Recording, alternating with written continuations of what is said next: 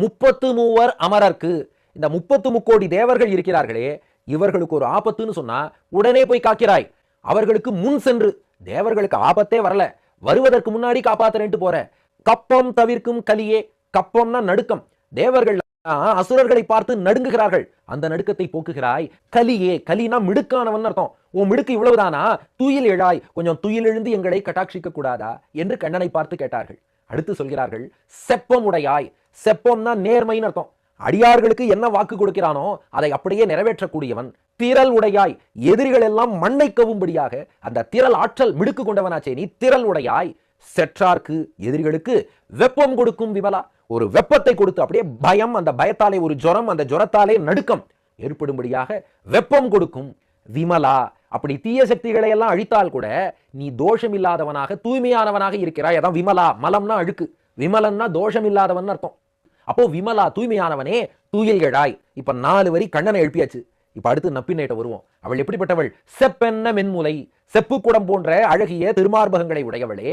செவ்வாய், சிவந்த திருவாய் உடையவளே. சிறு மருங்குல், சிறுத்த எடை கொண்டவளே.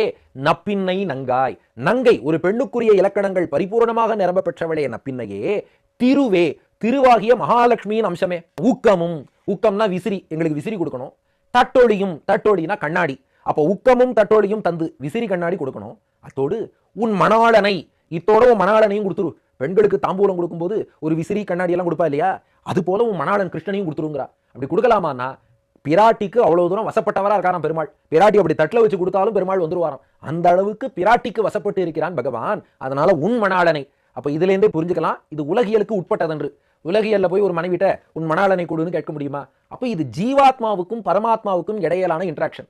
பரமாத்மாவாகிய பகவான் பரமபுருஷன், புருஷோத்தமன். எல்லா ஜீவாத்மாக்களுமே அவனுக்கு மனைவிகள். இந்த மனைவிகளான ஜீவாத்மாவை அந்த பரமபுருஷனான பகவானோடு இணைத்து வைப்பதால் தான் மகாலட்சுமி பிராட்டி மகிழ்கிறாள். அதனாலதான் அவள்கிட்டயே கேட்கிறா, உன் மணாளனை இப்போதே எம்மை நீராட்டு, அந்த பகவானோடு எங்களை சேர்த்து வச்சுடு. தமிழ்ல அகத்துறையிலே நீராட்டல் என்பது தலைவனோடு தலைவியை சேர்த்து வைப்பதற்கு தான் நீராட்டம் என்று பெயர். இது குறுந்தொகை, ஐங்குறு நூறு உள்ளிட்ட இலக்கியங்களிலே நீங்கள் பார்க்கலாம்.